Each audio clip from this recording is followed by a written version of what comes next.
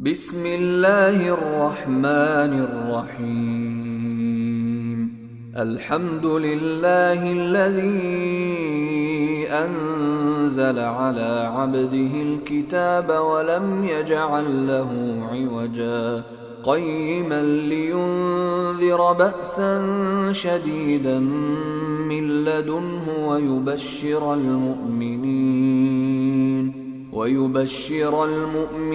الذين يعملون الصالحات أن لهم أجرا حسنا ماكثين فيه أبدا وينذر الذين قالوا اتخذ الله ولدا ما لهم به من علم ولا لآبائهم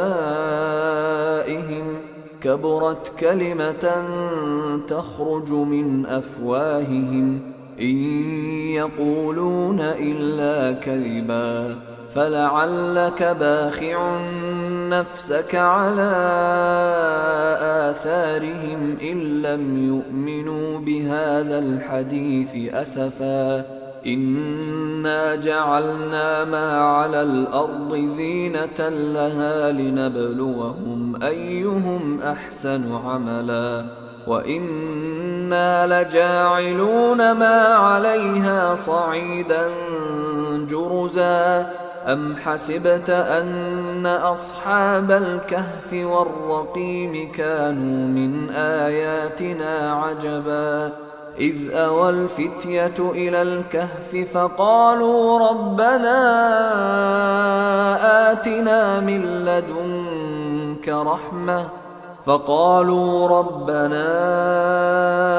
آتنا من لدنك رحمة وهيئ لنا من أمرنا رشدا فضربنا على آذانهم في الكهف سنين عددا ثم بعثناهم لنعلم أي الحزبين أحصى لما لبثوا أمدا نحن نقص عليك نبأهم بالحق إنهم فتية آمنوا بربهم وزدناهم هدى وربطنا على قلوبهم إذ قاموا فقالوا ربنا رب السماوات والأرض لن ندعو من دونه إلها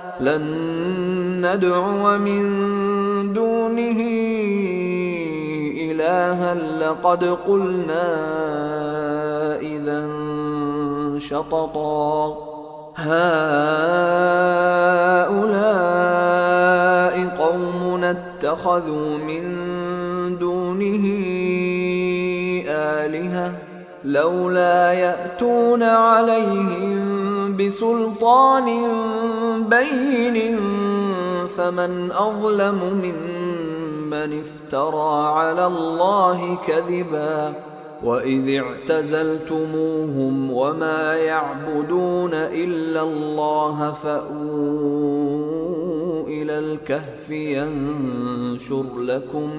ينشر لكم ربكم من رحمته ويهيئ لكم من أمركم مرفقا وترى الشمس إذا طلعت تزاور عن كهفهم ذات اليمين وإذا غربت تقرضهم ذات الشمال وهم في فجوة منه ذلك من آيات الله من يهد الله فهو المهتد ومن يضلل فلن تجد له وليا مرشدا وتحسبهم أيقاظا وهم رقود ونقلبهم ذات اليمين وذات الشمال وكلبهم باسط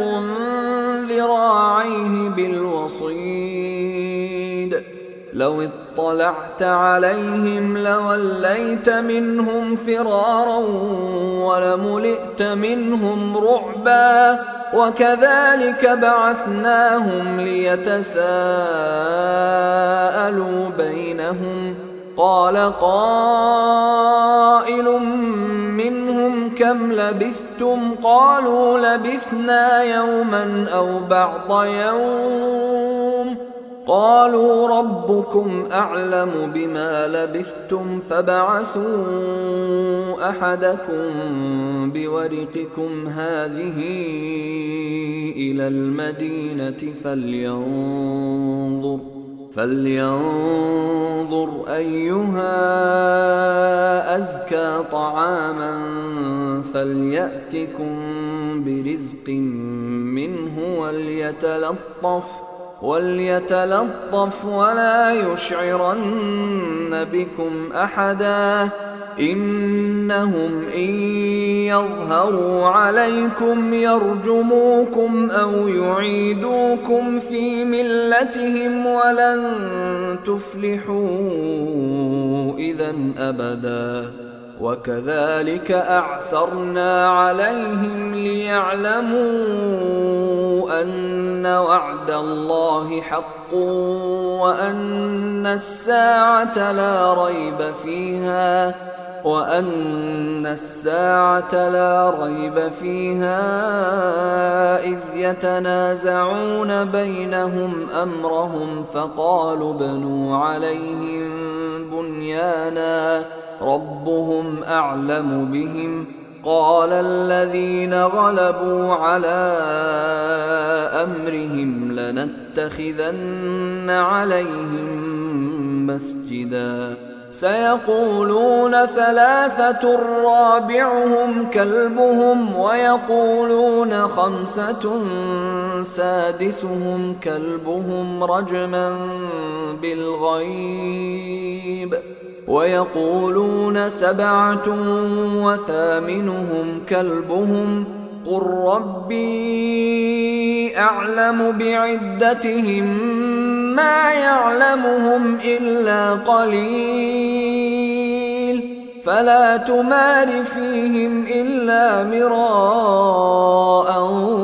ظاهرا ولا تستفت فيهم منهم أحدا ولا تقولن لشيء إني فاعل ذلك غدا إلا أن يشاء الله واذكر ربك إذا نسيت وقل عسى أن يهديني ربي لأقرب من هذا رشدا ولبثوا في كهفهم 300 سنين وازدادوا 9 قل الله أعلم بما لبثوا له غيب السماوات والأرض أبصر به وأسمع ما لهم من دونه من ولي ولا يشرك في حكمه أحدا واتل ما أوحي إليك من كتاب ربك لا مبدل لكلماته ولن تجد من دونه ملتحدا واصبر نفسك مع الذين يدعون ربهم بالغداة والعشي يريدون وجهه ولا تعد عيناك عنهم تريد زينة الحياة الدنيا ولا تطع من أغفلنا قلبه عن ذكرنا واتبع هواه وكان أمره فرطا وقل الحق من ربكم فمن شاء فليؤمن ومن شاء فليكفر إنا أعتدنا للظالمين نارا أحاط بهم سرادقها وإن يستغيثوا يغاثوا بماء كالمهل يشوي الوجوه بئس الشراب وساءت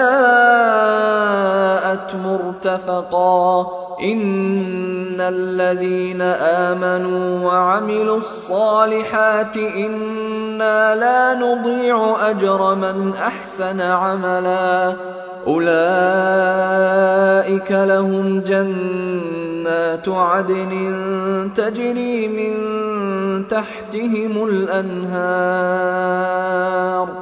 تجري من تحتهم الأنهار يحلون فيها من أساور من ذهب ويلبسون ثيابا خضرا من سندس واستبرق متكئين فيها على الأرائك نعم الثواب وحسنت مرتفقا واضرب لهم مثل الرجلين جعلنا لأحدهما جنتين من أعناب وحففناهما بنخل وجعلنا بينهما زرعا كلتا الجنتين آتت أكلها ولم تظلم منه شيئا وفجرنا خلالهما نهرا وكان له ثمر فقال لصاحبه وهو يحاوره أنا أكثر منك مالا وأعز نفرا ودخل جنته وهو ظالم لنفسه قال ما أظن أن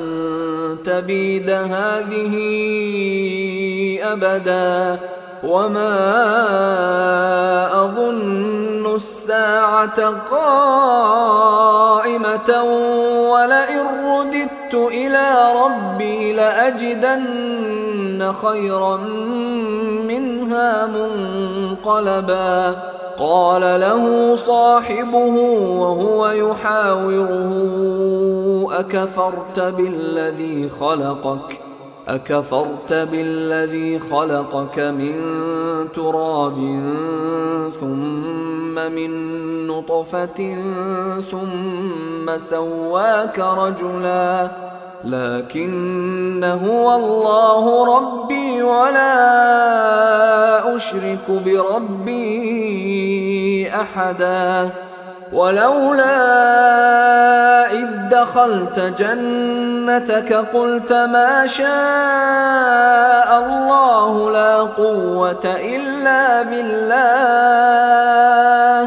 إن ترني أنا أقل منك مالا وولدا فعسى ربي أن يؤتيني خيرا من جنتك ويرسل عليها حسبانا من السماء فتصبح صعيدا زلقا أو يصبح ماؤها غورا فلن تستطيع له طلبا وأحيط بثمره فأصبح يقلب كفيه على ما أنفق فيها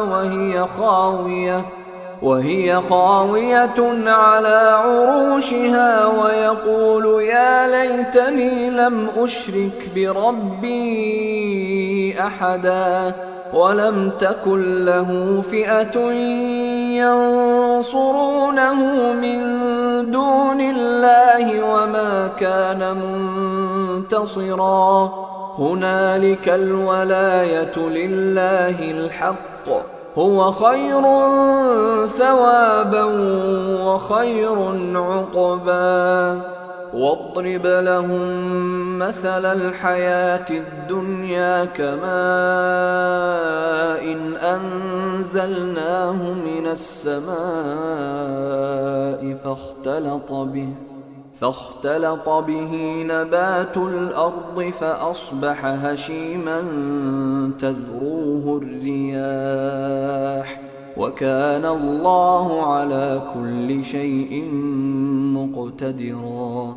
المال والبنون زينة الحياة الدنيا، والباقيات الصالحات خير عند ربك ثوابا وخير أملا. ويوم نسير الجبال وترى الأرض بارزة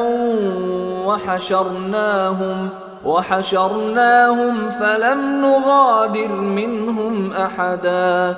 وعرضوا على ربك صفا لقد جئتمونا كما خلقناكم أول مرة بل زعمتم أن لن نجعل لكم موعدا. ووضع الكتاب فترى المجرمين مشفقين مما فيه ويقولون يا ويلتنا ما لهذا الكتاب لا يغادر صغيرة ولا كبيرة إلا أحصاها ووجدوا ما عملوا حاضرا ولا يظلم ربك أحدا. وإذ قلنا للملائكة اسجدوا لآدم فسجدوا إلا إبليس كان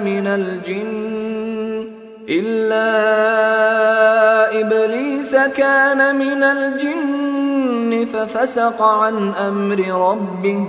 أفتتخذونه وذريته أولياء من دوني وهم لكم عدو بئس للظالمين بدلا. ما أشهدتهم خلق السماوات والأرض ولا خلق أنفسهم وما كنت متخذ المضلين عضدا. ويوم يقول نادوا شركائي الذين زعمتم فدعوهم فلم يستجيبوا لهم وجعلنا بينهم موبقا. ورأى المجرمون النار فظنوا أنهم مواقعوها ولم يجدوا عنها مصرفا. ولقد صرفنا في هذا القرآن للناس من كل مثل وكان الإنسان أكثر شيء جدلا. وما منع الناس أن يؤمنوا إذ جاءهم الهدى ويستغفروا ربهم إلا أن تأتيهم سنة الأولين أو يأتيهم العذاب قبلا. وما نرسل المرسلين إلا مبشرين ومنذرين. ويجادل الذين كفروا بالباطل ليدحضوا به الحق واتخذوا آياتي وما أنذروا هزوا. ومن أظلم ممن ذكر بآيات ربه فأعرض عنها ونسي ما قدمت يداه. إنا جعلنا على قلوبهم أكنة أن يفقهوه وفي آذانهم وقرا وإن تدعهم إلى الهدى فلن يهتدوا إذا أبدا. وربك الغفور ذو الرحمة لو يؤاخذهم بما كسبوا لعجل لهم العذاب بل لهم موعد لن يجدوا من دونه موئلا. وتلك القرى أهلكناهم لما ظلموا وجعلنا لمهلكهم موعدا.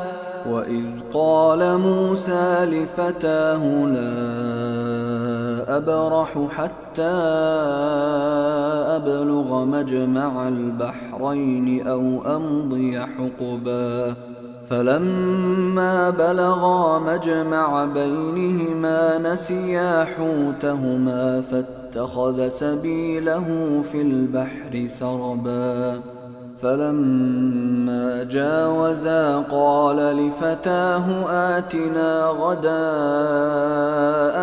لقد لقينا من سفرنا هذا نصبا. قال أرأيت إذ أوينا إلى الصخرة فإني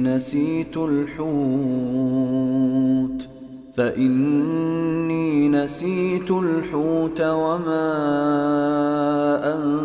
أنسانيه إلا الشيطان أن أذكره واتخذ سبيله في البحر عجبا.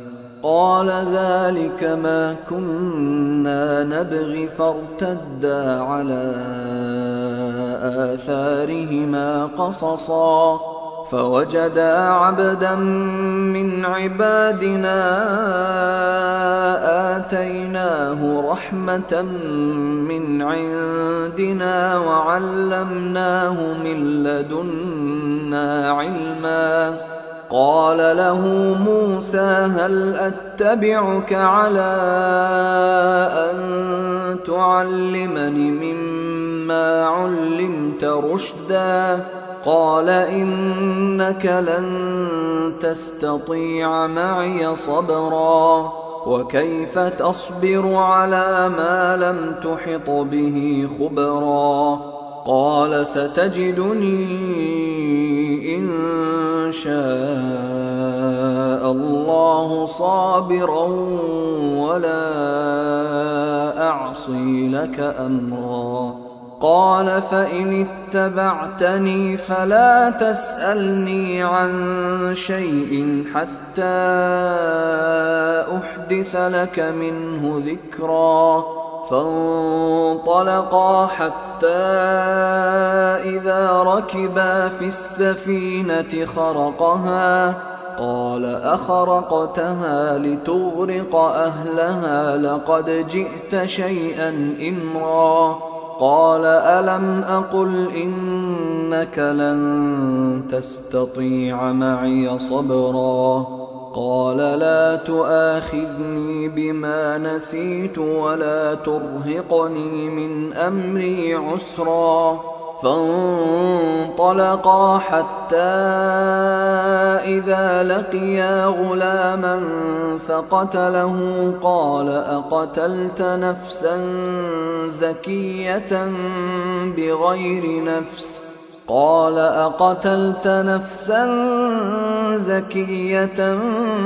بغير نفس لقد جئت شيئا نكرا. قال ألم أقل لك إنك لن تستطيع معي صبرا. قال إن سألتك عن شيء بعدها فلا تصاحبني قد بلغت من لدني عذرا. فانطلقا حتى إذا أتيا أهل قرية استطعما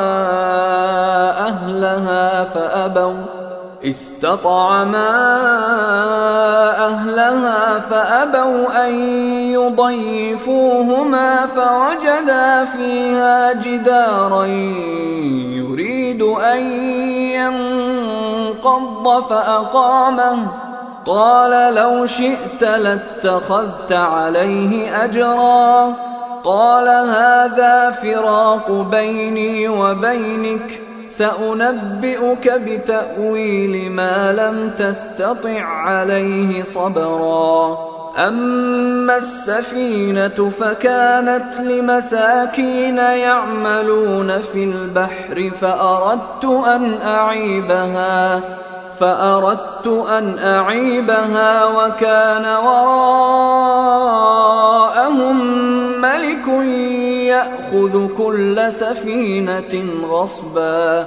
وأما الغلام فكان أبواه مؤمنين فخشينا أن يرهقهما طغيانا وكفرا فأردنا أن يبدلهما ربهما خيرا منه زكاة وأقرب رحما.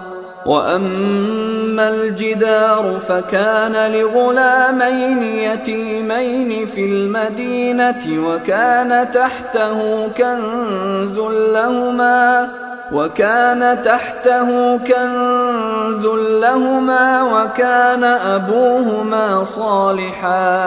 وكان أبوهما صالحا فأراد ربك أن يبلغا أشدهما ويستخرجا كنزهما رحمة من ربك وما فعلته عن أمري ذلك تأويل ما لم تسطع عليه صبرا.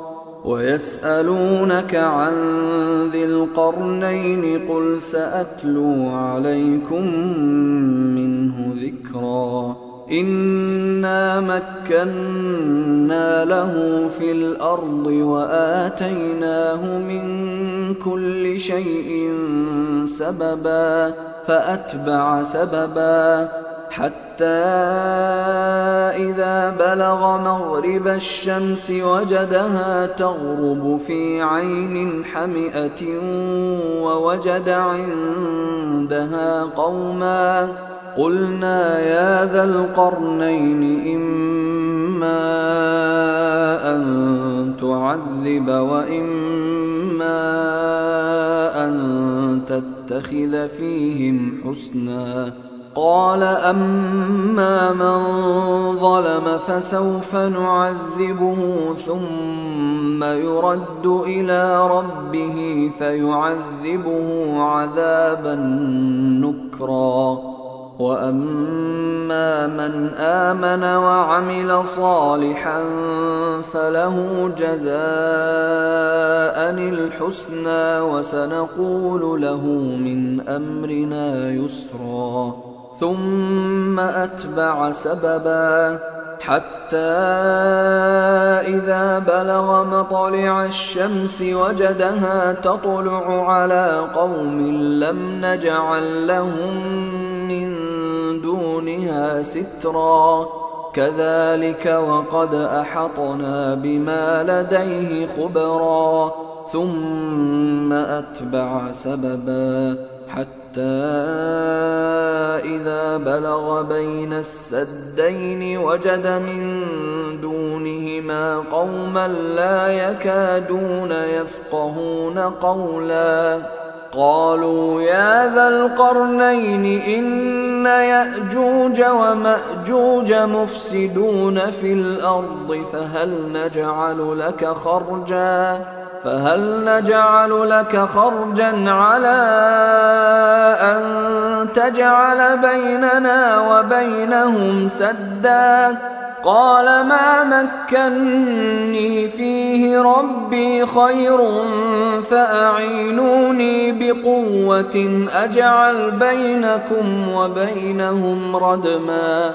آتوني زبر الحديد حتى إذا ساوى بين الصدفين قال انفخوا حتى إذا جعله نارا قال آتوني أفرغ عليه قطرا.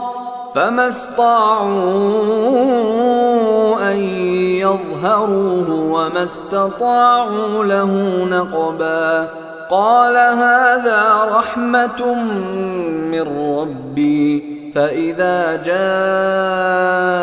وعد ربي جعله دكاء وكان وعد ربي حقا وتركنا بعضهم يومئذ يموج في بعض ونفخ في الصور فجمعناهم جمعا وعرضنا جهنم يومئذ للكافرين عرضا الذين كانت أعينهم في غطاء عن ذكري وكانوا لا يستطيعون سمعا أفحسب الذين كفروا أن يتخذوا عبادي من دوني أولياء إنا أعتدنا جهنم للكافرين نزلا قل هل ننبئكم بالأخسرين أعمالا الذين ضل سعيهم في الحياة الدنيا وهم يحسبون أنهم يحسنون صنعا أولئك الذين كفروا بآيات ربهم ولقائه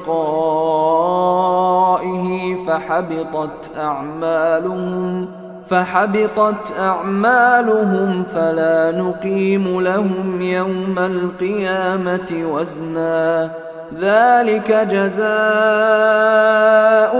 جهنم بما كفروا واتخذوا آياتي ورسلي هزوا إن الذين آمنوا وعملوا الصالحات كانت لهم جنات الفردوس نزلا خالدين فيها لا يبغون عنها حولا قل لو كان البحر مدادا لكلمات ربي لنفد البحر قبل أن